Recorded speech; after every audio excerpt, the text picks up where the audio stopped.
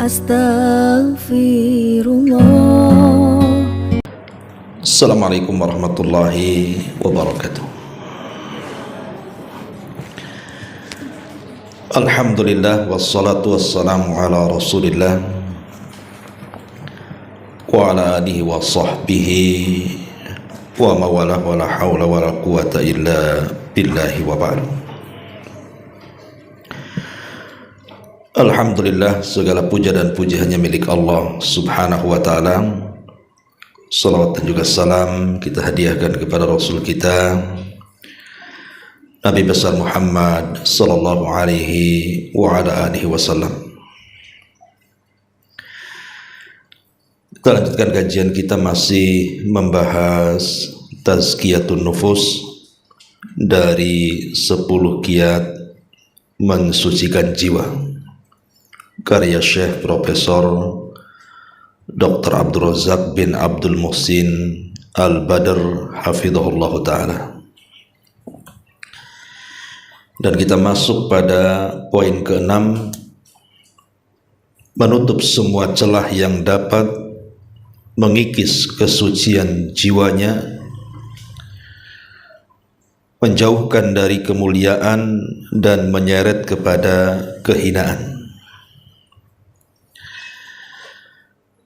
Ma'asyiral muslimat yang dimuliakan Allah Azza wa Jalla, sering saya ulang-ulang, kalau bicara tentang hati itu, maka hati manusia secara umum itu kan ada 3 jenis. Ada hati yang disebut dengan al-qalbu as-sahihu, hati yang sehat. Itulah yang difirmankan Allah subhanahu wa ta'ala, yauma la yanfa'u malun biqalbin salim.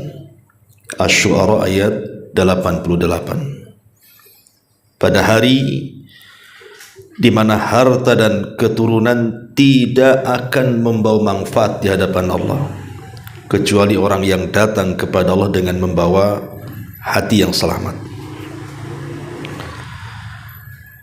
Lah, hati yang selamat ini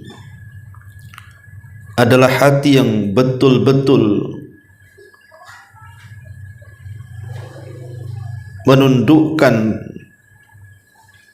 ubudiyah, penghambaan kepada Allah subhanahu wa ta'ala, dan tidak pernah melihat kepada yang lainnya. Jadi hati yang sahih, hati yang sehat itu yang hati yang memang diberikan kepada Allah subhanahu wa ta'ala. Kemudian yang kedua ada namanya al-qalbul mayyit, hati yang mati, hati yang tidak ada kehidupan di dalamnya, hati yang tidak mengenal Tuhannya, hati yang tidak mau beribadah dengan perintahnya. Itulah hatinya orang kafir. Hatinya orang kafir adalah hati yang mati. Kenapa? Karena sudah tertutup hatinya, tidak bisa dapat hidayah lagi. Lah, yang ketiga disebut al-qalbu as-sakim, hati yang sakit. Lah, hati yang sakit ini terkadang dia baik, terkadang tidak baik, namanya sakit, gitu ya. Terkadang dia ikhlas, terkadang dia ibadah, ya terkadang juga dia ria, terkadang juga dia maksiat. Pokoknya di antara dua ini. Lah, kalau sudah ada hati yang sehat, hati yang selamat, yang memang hati itu diberikan kepada Allah saja, dan hati yang mati, dan itulah hatinya orang kafir. Kemudian hati yang sakit, gitu ya, yang terkumpul antara ketaatan dan maksiat. Nah, sekarang kita melihat kepada hati-hati kita ini, masuk ke yang mana nih hati kita ini?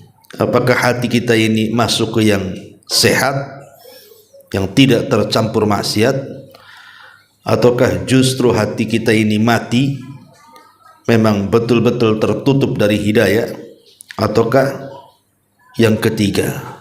Dan mungkin kebanyakan kita ini yang ketiga biasanya. Kadang-kadang ibadah, kadang-kadang maksiat gitu ya. Lah pada pembahasan kali ini kita akan membahas tentang apa saja celah-celah yang bisa merusak hati. Jadi apa saja celah-celah yang bisa merusak hati itu, supaya hati kita tidak rusak, maka harus tahu apa yang bisa merusak hati itu. Baik, kita akan baca dulu bukunya baru kita terangkan. Kata beliau pengarang, seorang hamba harus menutup segala celah yang dapat menodai kesucian hatinya dan juga mengotorinya. Di dalam sunnah terdapat sebuah perumpamaan yang menjelaskan bahaya yang didapatkan jika seorang hamba melibatkan diri dengan perkara yang dapat merugikan agamanya. Dalam sebuah hadis, Nabi SAW bersabda, "Dharaballahu mathalan siratan mustaqimah wa ala jambatay sirat surani fihima abwabun mufattahatun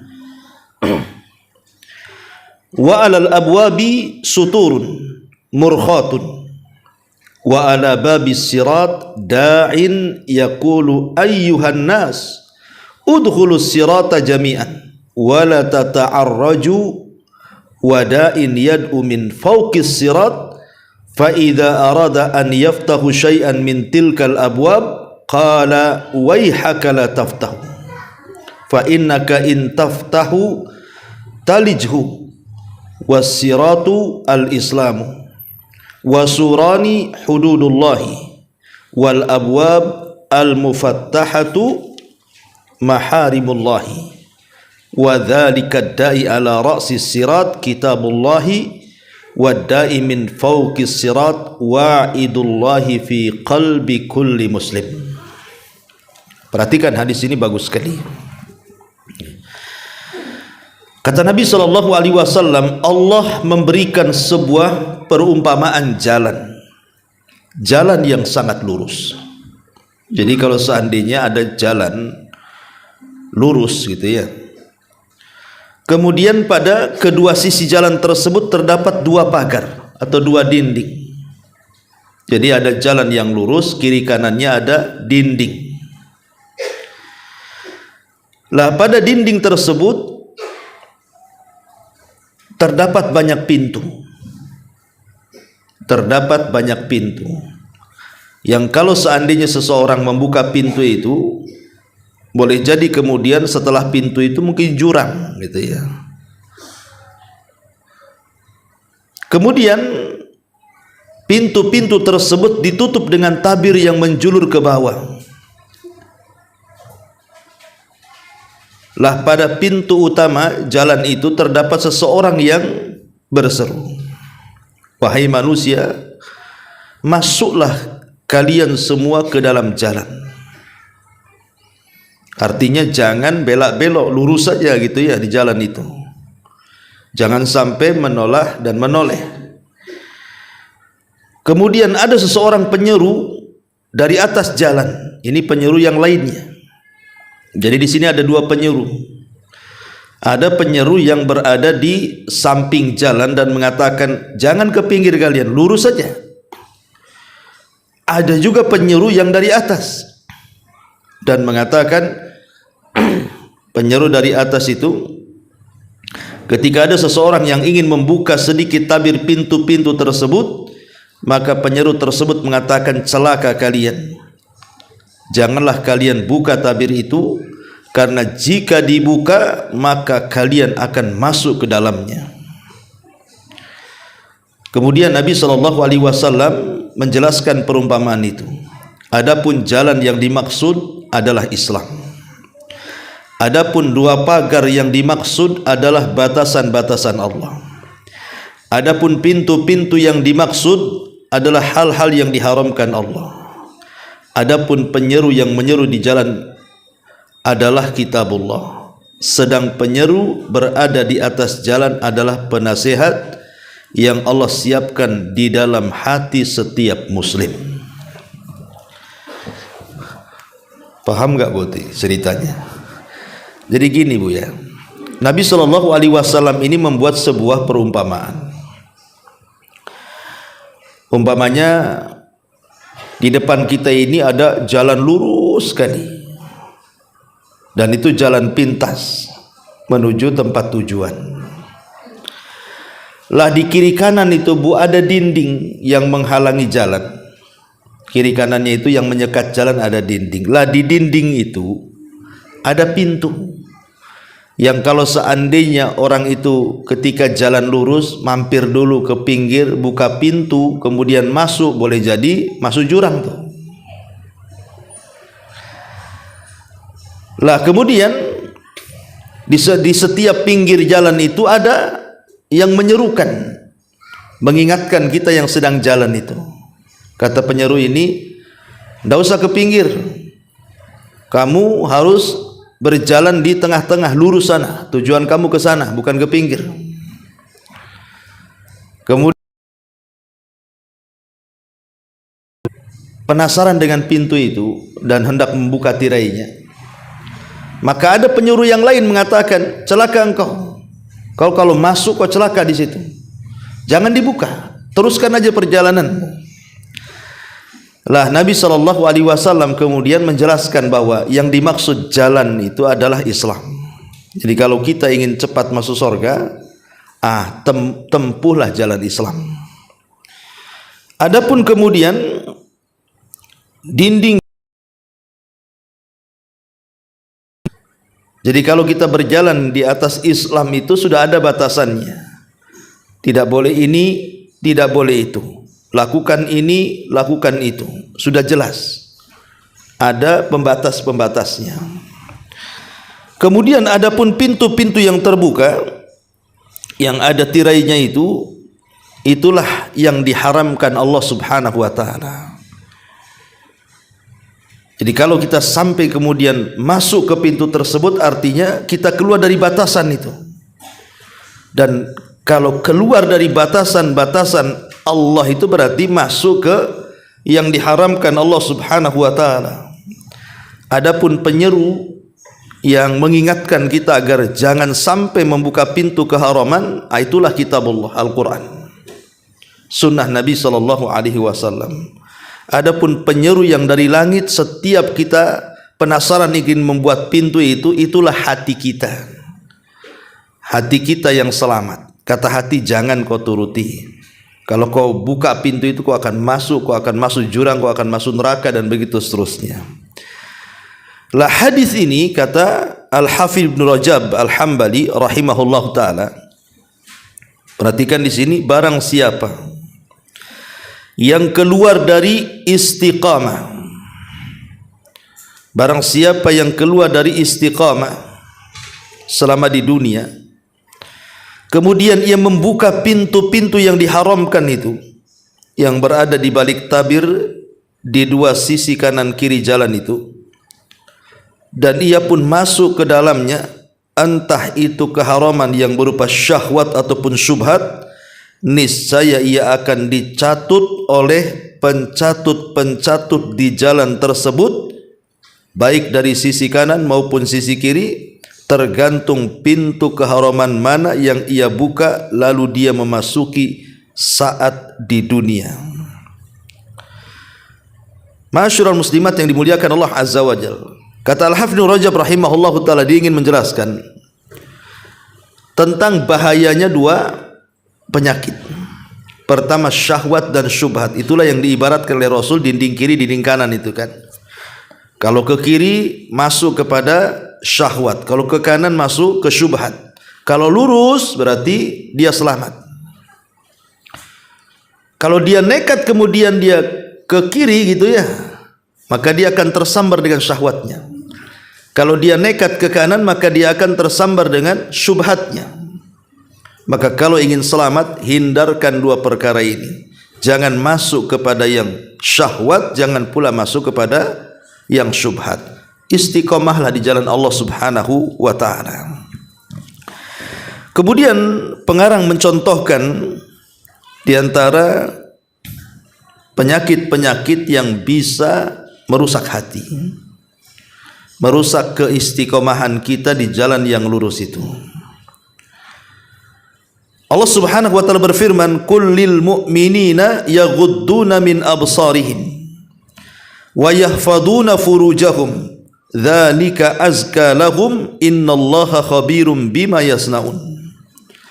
Katakanlah kepada orang laki-laki yang beriman, hendaklah mereka menahan pandangannya dan memelihara kemaluannya. Yang demikian itu adalah lebih suci bagi mereka, sehingga Allah mengetahui apa yang mereka perbuat.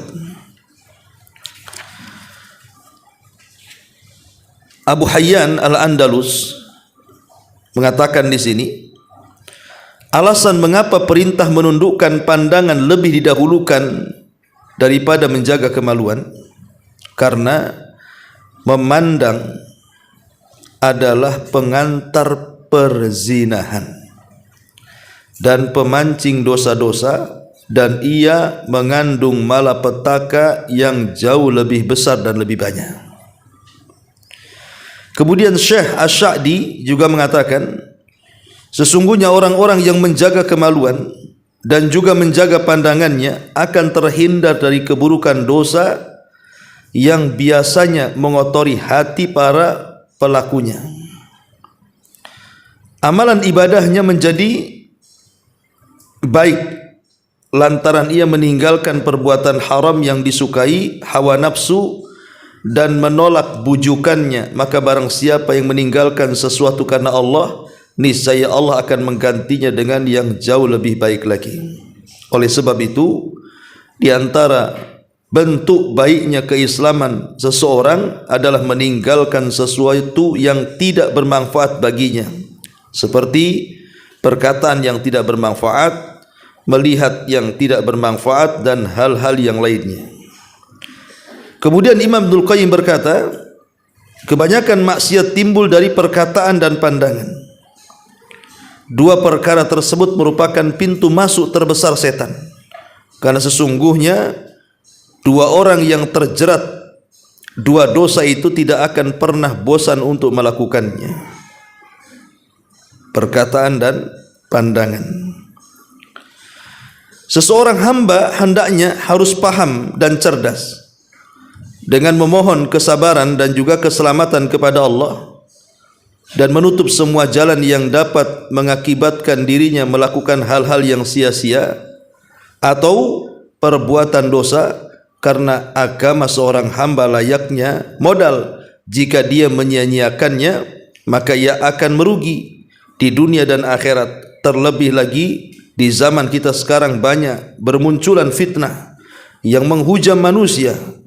Bak lebatnya hujan yang turun sehingga pintu-pintu syubhat dan syahwat terbuka lebar, seiring dengan adanya peralatan canggih, situs-situs yang tercela, acara-acara yang menyimpang, hingga mampu menggiring banyak manusia menuju kesesatan, memalingkan mereka dari hidayah. Semoga Allah menyelamatkan diri kita semuanya. Taib.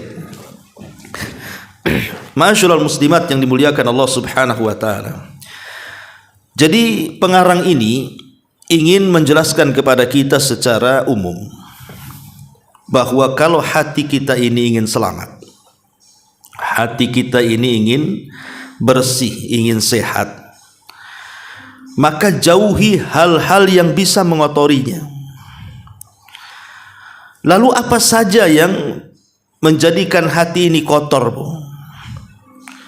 Maka tadi pengarang mengatakan dua hal yang menjadikan hati kita ini kotor adalah dua hal. Pertama, terjerumus kepada penyakit syubhat, dan yang kedua terjerumus kepada penyakit syahwat. Ini dua perkara ini kalau sudah masuk ke hati kita, kotor hati kita ini. Apa itu syahwat dan apa itu syubhat, Bu? Kalau saya definisikan mungkin Ibu lambat paham, saya contohkan saja. Nabi Adam alaihi salatu wassalam ketika diusir dari sorga. Apa salahnya Adam diusir dari sorga, Bu? Karena makan. Jadi kesalahan Adam itu adalah persoalan makan. Tapi yang dimaksud makan di sini artinya makan yang dilarang Allah. Ketika Allah Subhanahu wa taala mengatakan wala taqraba hadhihi syajarah, jangan kalian berdua dekat-dekat pohon ini. Adam tahu kalau dia mendekat kemudian penasaran nanti akan memakan, dia sudah tahu konsekuensinya. Tetapi karena dia mengikuti syahwatnya, mengikuti hawa nafsu syahwatnya, penasaran pula dia. Akhirnya mendekat, mengambil, memakan. Ketika dia makan padahal baru sedikit itu, maka Allah Subhanahu wa taala langsung murka. Dan Allah Subhanahu wa taala akhirnya menurunkan Adam dari sorga menuju dunia. Apa kesalahannya? Makan. Dan makan itu bagian daripada syahwat. Kemudian yang kedua, iblis. Kenapa iblis diusir juga dari sorga ke dunia? Bahkan dikutuk sampai kiamat dibangkitkan. Apa salahnya iblis coba? Salahnya iblis itu cuma satu, karena tak mau sujud. Ketika Allah Subhanahu wa taala katakan kepada iblis, ketika itu iblis di tengah-tengah para malaikat, wa idz qala rabbuka lil malaikati isjudu li adam fasajadu illa iblis. Dan ingatlah ketika Rabbmu berkata kepada seluruh malaikat termasuk iblis di dalamnya, sujudlah kalian kepada Adam. Semua malaikat sujud kecuali si iblis. Enggan dan sombong dan termasuk makhluk yang kafir. Jadi salahnya iblis itu satu, tak mau sujud ketika Allah perintahkan sujud. Kenapa dia tak mau sujud? Di sini dia ada syubhat, Bu. Di kepala iblis itu ada syubhatnya. Apa syubhatnya? Apa kerancauannya? Karena dia merasa lebih baik dibandingkan Adam. Enak saja, aku kan terbuat dari api, dan api dengan cahaya lebih dekat, berarti aku dekat dengan malaikat. Lah si Adam pula dari tanah, ngapain pula aku sujud kepada yang lebih rendah? Itulah syubhat dan syahwat bedanya, Bu. Kalau Adam diusir dari sorga karena syahwat, makan, ya kan, buah larangan. Kalau iblis dikeluarkan dari sorga karena apa? Syubhat, karena otaknya rusak. Lah dua perkara inilah yang merusak hati. Ma'asyiral muslimat yang dimuliakan Allah Azza wa Jalla. Baik, kita contohkan dari perkataan Imam Ibnul Qayyim rahimahullahu taala. Imam Ibnul Qayyim rahimahullahu taala mengatakan, Bu, bahwa mufsidatul qalbi al-khamsatu. Hal-hal yang merusak hati, kata beliau, itu ada 5 perkara. Ya, perusak hati itu ada 5 perkara. Ingat 5 perkara ini. Yang pertama, kata beliau, kathratul khultati, banyak bergaul. Banyak bergaul. Yang kedua, at-tamanni, banyak berangan-angan, menghayal dan melamun. Yang ketiga, at-ta'alluq bi ghairillah, hatinya tergantung kepada selain Allah. Yang keempat, kata beliau,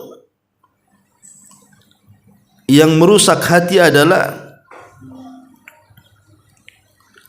al-manamu, kathratu al-manami, banyak tidur atau fudulul naum, banyak tidur. Ini ingat, banyak tidur ini merusak hati, kata Imam Ibnul Qayyim rahimahullahu taala. Kemudian yang terakhir, fudul at-ta'am, banyak makan. Banyak makan inilah yang merusak hati. Dan ada yang menambah juga fudulul kalam, banyak ngomong, tapi itu masuk pada kasratul khultah tadi. Taib, kita akan bentangkan satu-satu. Kenapa perkara-perkara ini merusak hati? Karena sebagiannya masuk ke syahwat, sebagiannya masuk ke syubhat. Pertama, kasratul mukhalatah, banyak bergaul. Bergaul ini sebenarnya tidak ada masalah, Bu. Ibu banyak kawan, peguyuban ini, peguyuban itu, kenal sana, kenal sini, undangan sana, undangan sini, tidak ada masalah secara hukum itu, banyak bergaul tuh, Bu. Bahkan terkadang bagus juga kalau digunakan untuk berdakwah, ya. Tetapi masalahnya kalau sudah kemudian kebablasan, Bu, orang banyak bergaul itu, biasanya dengan banyaknya berinteraksi kita dengan manusia tuh, kemudian kita tidak memilih siapa kawan, siapa lawan, mana kawan yang baik, mana kawan yang tidak baik, mana kawan yang bisa meningkatkan iman, mana kawan yang memerosotkan iman. Itu bahaya, Bu. Bahaya, ya. Karena kebanyakan kawan itu kalau seandainya tidak disaring, yang namanya kawan itu narik kita, Bu. As-sahib sahib, kata orang Arab. Kawan itu narik. Kalau kawannya baik, insya Allah baik kan, Bu, ya. Tapi kalau kawannya tidak baik, lambat laun kita pula jadi tak baik. Ibu ini tidak suka gibah, tapi kena kawan ratu gibah, jadilah ibu juga gibah dengan dia. Awalnya tak suka gibah, tapi karena lama-lama bergaul dengan orang yang tukang gibah, minimalnya walaupun ibu tidak gibah, ya dengerinlah kan, dengerin gibah orang. Ini kan bahaya, Bu. Belum lagi ngabisin waktu ngobrol sana sini, sana sini, sana sini, akhirnya apa? Lupa dengan hak Allah Subhanahu wa taala. Maka banyak bergaul ini bahaya. Belum lagi nanti kalau sudah ngobrol dengan orang itu, terkadang obrolan itu menyakitkan, ya kan, Bu. Bukan hanya sekedar waktu hilang, ya, tetapi juga kadang-kadang gara-gara ngobrol kebanyakan akhirnya tersinggung, sakit hati, dan begitu seterusnya. Itulah yang kemudian akhirnya kebanyakan bergaul ini bisa merusak hati. Maka batasilah pergaulan itu, ya. Batasilah pergaulan. Boleh kita ini bergaul dengan manusia tapi dalam kebaikan. Seperti bagi laki-laki, saat sholat Jumat kumpul, saat sholat jamaah kumpul, saat sholat id gitu ya di lapangan, saat haji, saat taklim seperti ini, kumpul-kumpul, ibu datang dari mana-mana kan, ketemu di taklim gitu ya. Jadi ataupun saat ibu buat perkumpulan arisan, kemudian di situ juga ada taklimnya dan begitu seterusnya, nggak ada masalah, Bu, ya. Tapi kalau hanya kumpul-kumpul dengan orang nggak ada manfaatnya, itu ngerusak hati itu. Maka sebaiknya ada waktu-waktunya ibu bersendiri antara ibu dengan Allah, ada waktu-waktunya ya ibu juga bergaul dengan kawan-kawan dan masyarakat. Tetapi hanya sebatas untuk menghilangkan kesetresan saja, ya, daripada sendiri, ya, mungkin ketemu kawan akhirnya ngobrol sebentar, ya, hilang stresnya, balik lagi. Ya, syukur-syukur kalau yang dibicarakan itu sesuatu yang manfaat. Ini yang pertama. Karena kita lihat ya dalam sejarah, Bu, Abu Talib, paman Nabi SAW, tidak dapat hidayah kan, padahal dia di kalimat syahadat, tapi Abu Talib lebih memilih agama teman-temannya. Akhirnya Abu Talib mati kafir, Bu. Padahal dia yakin agama Muhammad itu agama yang paling benar. Tapi karena gara-gara kawan-kawan di sekitarnya, Abu Talib tidak mengucapkan kalimat la ilaha illallah, justru mati di atas kekafiran. Ini kan bahayanya pergaulan namanya, Bu, ya. Bisa merusak hati. Kemudian yang kedua yang bisa merusak hati adalah atamanni, banyak menghayal. ya, terlampau banyak sekali menghayal pengen kaya gitu kan.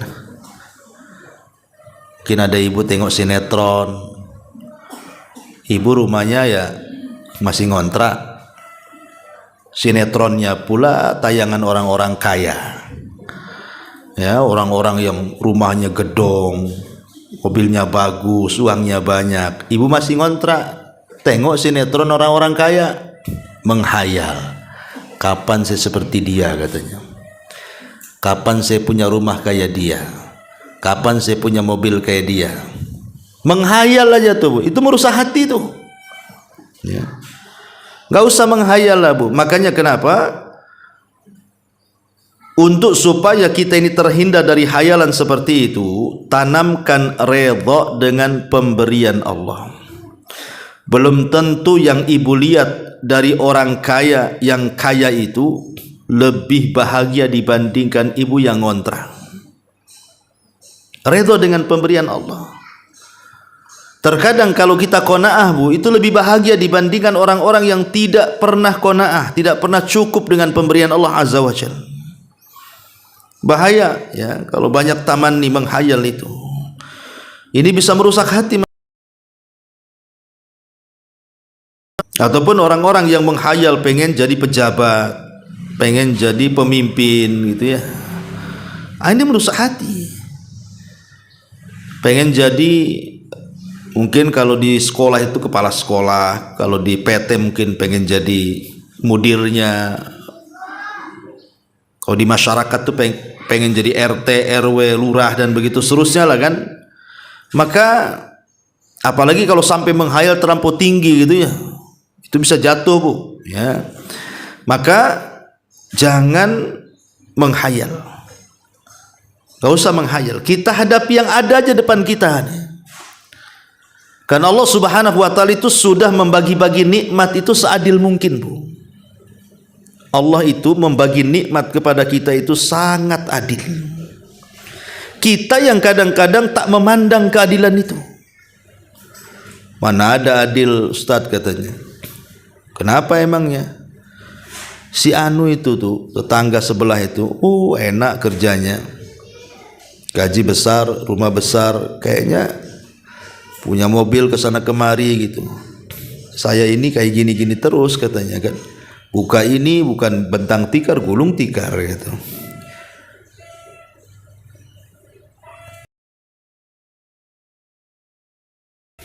Bukan begitu caranya.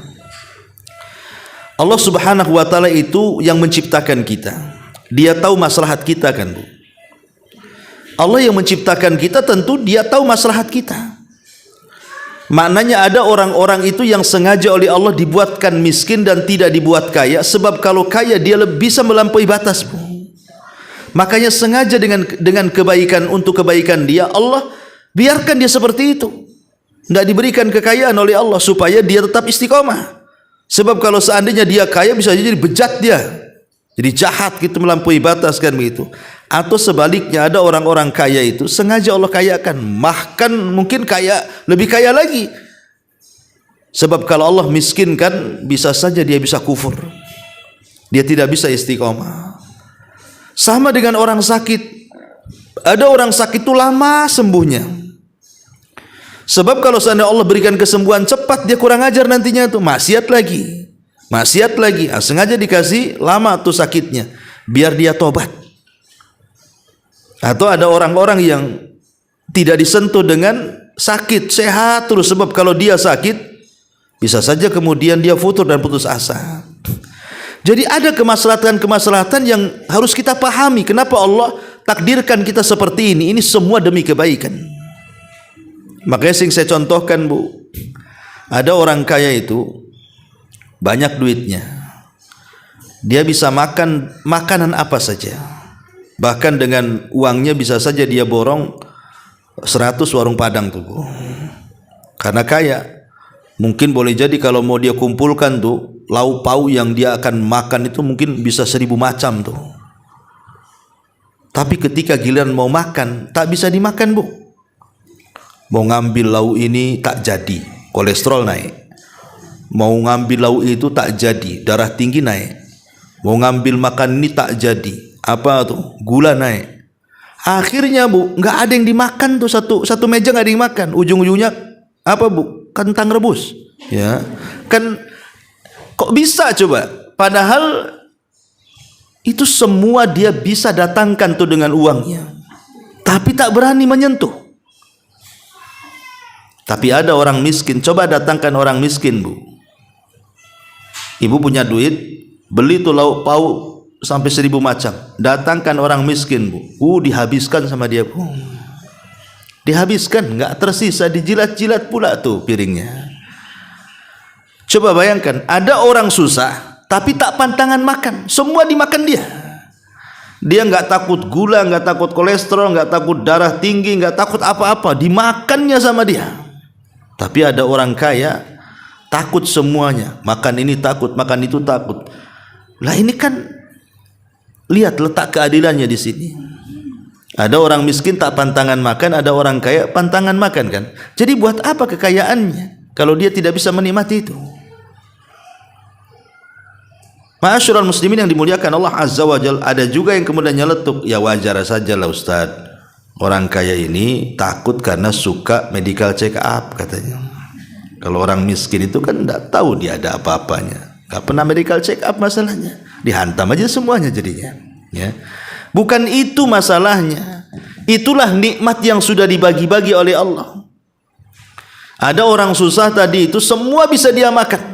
Tapi ada orang kaya tidak semua bisa dia makan. Ada orang miskin itu Bu, kalau tidur cepat kali, asal nengok bantal aja bisa ngorok dia Bu. Naum namanya, ibu tidur. Jadi ada orang-orang itu yang dimudahkan tidur, nengok kursi duduk tidur dia. Ya. Tapi ada orang kaya ndak bisa tidur nih Bu. Kalau nggak minum pil nggak bisa tidur dia. Pada rumahnya bagus, lah itu kan kita bisa lihat sisi itunya, gitulah keadilan Allah Subhanahu wa taala itu.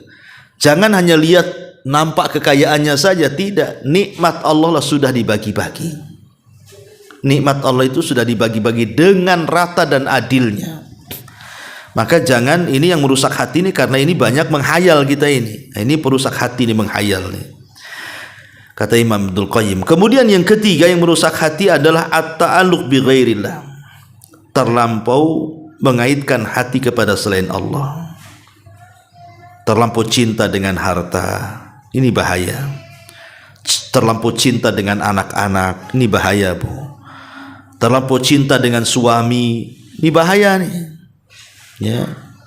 Karena cinta itu boleh tapi sekedarnya. Tapi kalau seandainya kemudian melampau, melebihi cinta kita kepada Allah, itu merusak hati namanya. Betapa banyak Bu seorang istri saking cintanya dengan suami, apapun yang diperintahkan suami dilakukan dia, mau maksiat mau taat. Lihat dampaknya. Ada seorang ibu tuh terlampau cinta dengan anaknya, dituruti kemauan anaknya, walaupun yang dimintanya itu bisa merusak dia.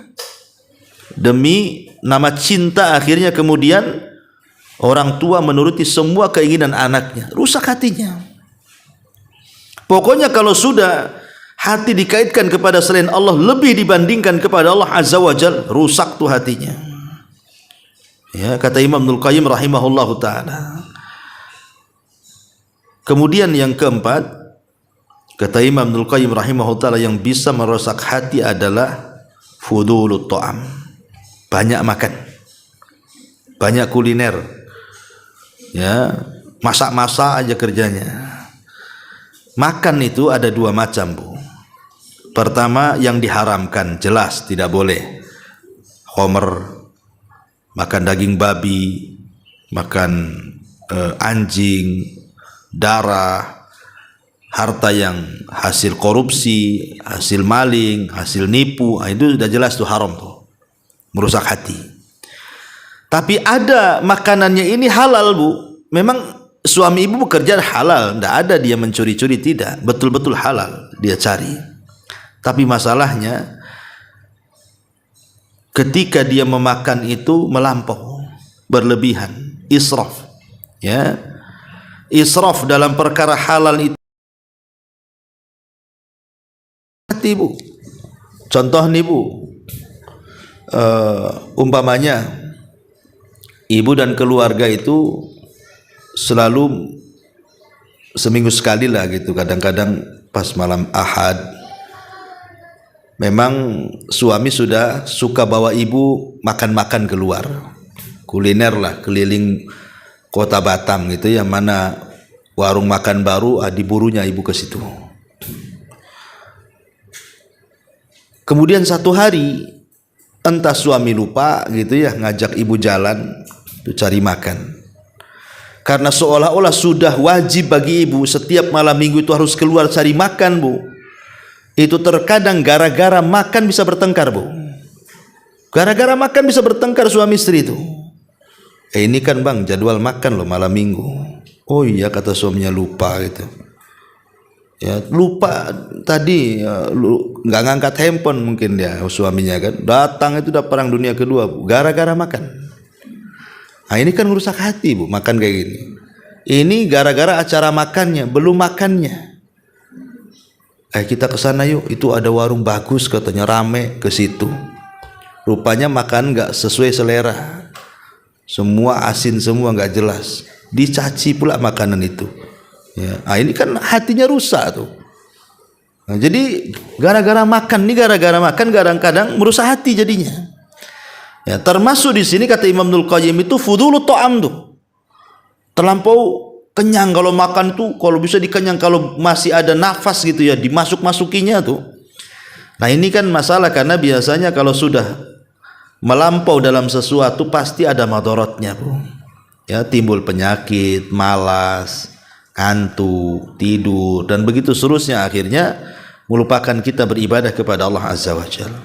Ini yang keempat. Dan yang terakhir kata Imam Ibnul Qayyim rahimahullah ta'ala, yang bisa merusak hati, kata beliau, adalah kathratun naumi, banyak tidur.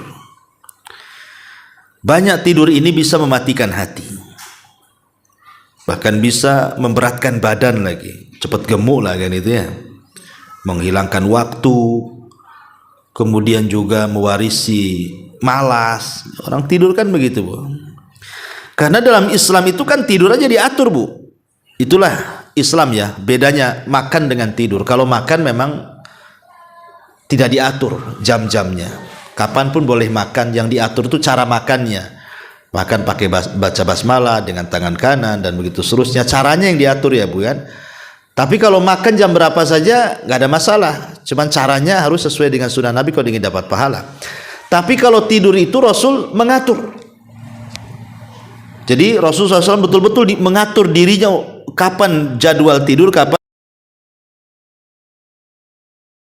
Alaihi Wasallam biasanya kalau tidur ba'da isya langsung, kecuali kalau ada kebutuhan.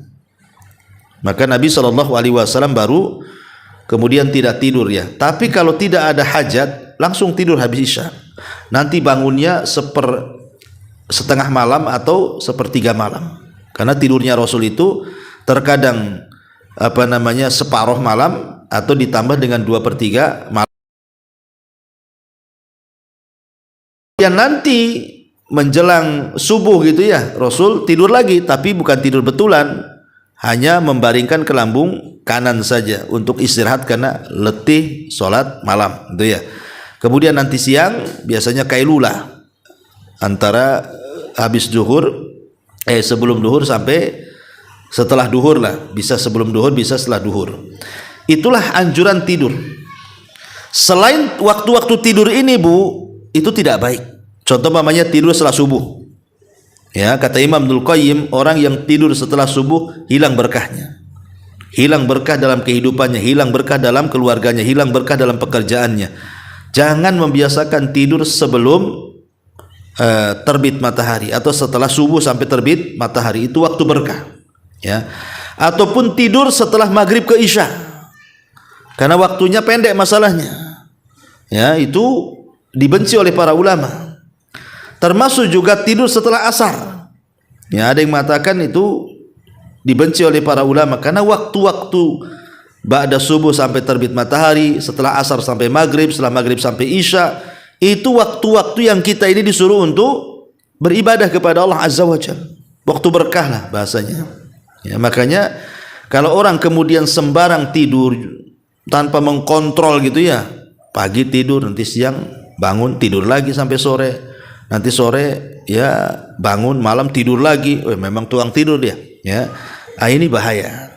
Ini bisa, kata Imam Ibnul Qayyim, bisa menjadikan hati mati, memberatkan badan, menyanyiakan waktu, bahkan mewarisi al-ghaflah, lalai, dan juga mewarisi kasal, malas jadinya kan kalau banyak tidur itu, Bu. Makanya sekali lagi 5 perkara inilah yang kemudian harus dihindari. Pertama, jangan banyak bergaul, batasi. Kalaupun harus bergaul, cari teman yang baik. Kemudian yang kedua, kata Imam, menghayal dan melamun.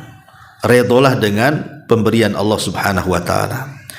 Kemudian yang ketiga, jangan gantungkan hati kepada selain Allah lebih dibandingkan kepada Allah Subhanahu wa taala. Kemudian juga banyak makan tanpa terkontrol gitu ya. Dan yang terakhir, banyak tidur. Inilah yang bisa merusak hati sebagai tambahan. Dan kalau tambahan yang lainnya secara umum adalah jauhi kemaksiatan. Karena biasanya maksiat itulah yang merusak hati, Bu. Secara umum jangan banyak melakukan maksiat. Apalagi kalau maksiatnya itu sudah jadi kebiasaan. Nah, itulah yang bahaya, Bu. Maksiat yang menjadi kebiasaan, melihat kebiasaan orang lagi. Contoh pamannya, Bu, ibu punya anak gadis. Kemudian ada yang nasihati. Anak ibu kan sudah besar, sudah gadis, sudah balik, tolonglah tutup aurat, ya kan? Apa kata ibu? Anak orang juga sama, katanya. Tuh tetangga juga tuh anaknya tak pakai jilbab, biarinlah anak saya sama dengan dia, dia juga sama gitu. Dan nggak ada masalah, lingkungan sini nggak pakai jilbab pun nggak apa-apa. Ini rusak hatinya, Bu, kalau orang udah ngomong kayak gini nih. Ya, dia membiasakan maksiat karena kebiasaan orang. Ya, ibu buat walimah. Walimatul arus, umpamanya kan anaknya nikah, padahal undangan perempuan sebelah situ ditabir, ibu dibuat ikhtilat aja tuh, laki-laki perempuan jadi satu, dinasihati, kok gini walimahnya, Bu? Biarinlah, itu pun kemarin saya ke situ gini juga kok walimahnya kok. Nah, ini kan dia membanding-bandingkan dengan kebiasaan orang. Nah, ini rusak hatinya, Bu, kayak gini, Bu. Ya, jangan maksiat itu dengan melihat kebiasaan orang. Orang kayak gini nih rusak hatinya nih. Maka kita harus tegas. Saya nggak mau seperti kebanyakan orang. Orang itu buat walimah kok ikhtilat, saya nggak mau. Saya mau laki-laki sendiri, perempuan sendiri, ada tempatnya. Ya, orang-orang sini nggak pakai jilbab, nggak mau. Anak saya harus pakai jilbab. Nah, gitu, Bu. Jadi jangan melihat kebanyakan orang. Ini bisa menyesatkan dan bisa merusak hati itu. Rasakan ini bahaya. Ya, termasuk juga yang merusak hati adalah ria. Hati-hati ria atau merusak hati juga tuh. Kemudian cinta popularitas, pengen dikenal orang, ya. Makanya yang harus dipahami sekali lagi dari uraian pengarang dari awal, kesimpulannya adalah setan ini berusaha datang kepada kita untuk merusak hati kita dengan 2 senjata. Satu dengan syahwat, satu dengan syubhat. Makanya untuk melawan 2 perkara ini, Bu, pertama, ibu harus sabar. Ibu harus sabar. Jangan mudah terbawa syahwat dan jangan mudah terbawa syubhat. Yang kedua, harus yakin. Yakin dengan perintah Allah Subhanahu wa taala. Yakin dengan larangan Allah Azza wa Jalla. Datang syahwat, enggak. Dilarang, ini perintah. Harus yakin, betul-betul tunduk dan yakin kepada perintah dan menjauhi larangan. Nah, ini yang harus dipahami 2 perkara ini, Bu, ya. Harus sabar supaya jangan terjerumus kepada syahwat, harus yakin supaya jangan terjerumus kepada syubhat. Wallahu a'lam bishawab. Ini yang bisa saya sampaikan, Bu.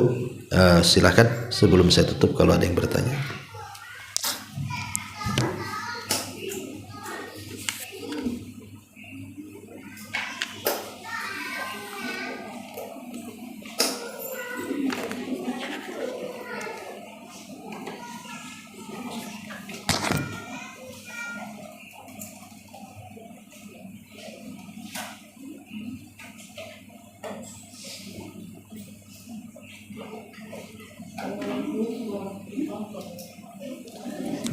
Waalaikumsalam warahmatullahi wabarakatuh. Ya. Saya sedikit mau menanyakan tapi agak menyimpang dari persoalan yang ada di kota. Iya. Boleh. Jadi Pak Ustadz, saya ingin menutup celah hati saya gitu Pak Ustadz dengan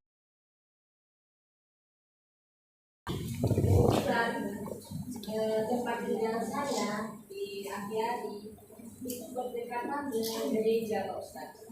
Iya. Kanan kiri rumah saya itu gereja. Sementara kalau dulu sahabat saya di gereja itu hanya satu pintu saja diada konsultasi. Tapi kesini 4 tahun kesini itu tidak kenal waktu, kadang-kadang ke Senin, kadang-kadang ke Selasa. Aku dekat sekali Pak Ustadz, jaraknya mungkin cuma 30 meter dari rumah saya gitu ya. Iya. Kadang-kadang musiknya itu bisa membuat hati kita gimana ya, kayak gembira gitu. Itu gimana caranya untuk menutupi celah kita supaya tidak merasa bahwa musiknya itu bisa membuat kita mendengarnya itu kayak senang gitu. Iya.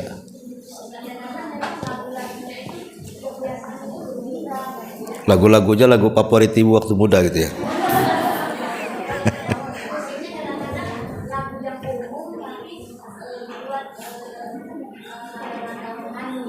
Iya.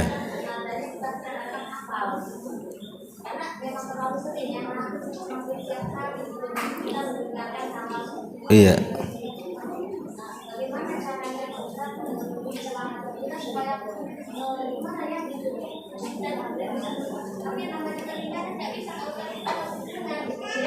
Paham. Iya. Taib, ya. Alhamdulillah. Kalau ibu dihadapkan kepada lingkungan seperti itu,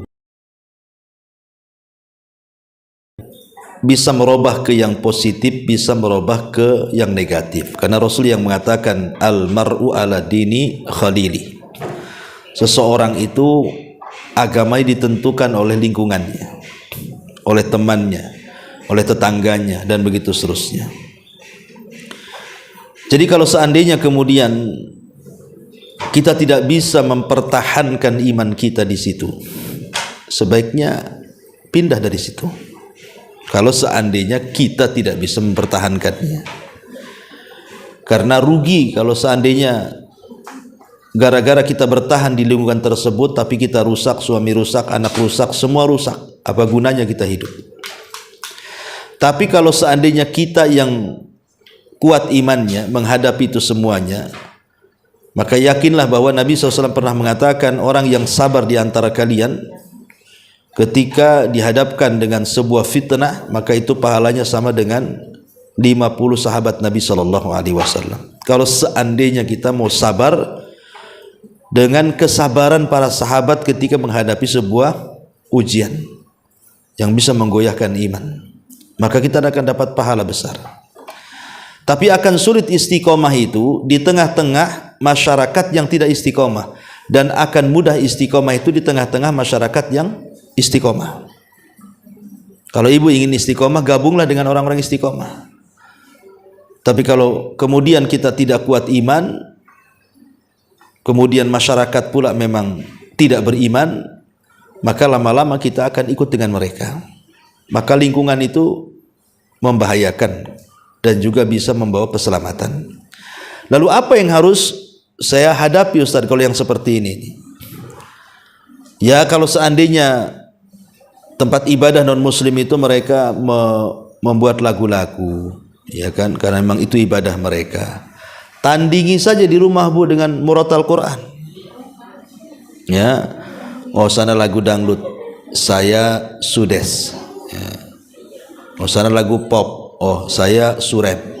Ya. Oh sana lagu apa lagi? Hip hop tuh apa tuh? Saya ada Syekh bin Syari Rasid umpamanya. Pokoknya tandingi dengan murotal. Kan sekarang sudah ada handphone nih. Jadi kalau ada musik di sebelah, kita setelkan lagu ngaji, ya. Jadi sana nyanyi, di sini ngaji. Jadi kita supaya terbiasa seperti itu. Jadi lawan dengan lawannya, itu maksudnya ya. Lawanlah dengan lawannya. Kalau mereka nyetel lagu, kita nyetel Quran. Mereka kemudian umpamanya nyanyi tanpa musik atau apa gitu ya, maka kita berzikir. Jadi lawan dengan lawannya. Kemudian juga berdoa kepada Allah, jangan sampai lingkungan itu merubah kita. Minta kepada Allah, ya muqallibal qulub tsabit qalbi ala dini. Wahai Zat yang membolak-balikan hati, tetapkan hatiku di atas agama. Minta karena dikhawatirkan lingkungan yang buruk ini bisa mengotori hati kita. Maka minta kepada Allah supaya hati kita tetap. Ya. Dan kalau memang kita sanggup hijrah dari situ, ya hijrah saja, cari tempat yang baik. Tapi kalau tidak bisa, ya tadi berdoa, bersabar, kemudian terus meningkatkan iman dan takwa dengan cara lawanlah dengan lawannya. Mereka nyetel musik, kita nyetel ngaji. Mereka mengomong sesuatu yang tidak faedahnya, kita banyak berzikir. Dan begitu seterusnya dan begitu seterusnya. Wallahu a'lam. Ya, saya kira cukuplah sampai di sini. Ini sudah mau jam. Ada nanti lagi di GNB. Dari sini? Dari sini langsung ke GNB. Langsung ke sana ya? Iya. Oke. Akan cuma konfirmasi untuk mukafanya sama pengurusnya dibayar setiap akhir bulan. Oh itu gampang. Saat tutup kas. Itu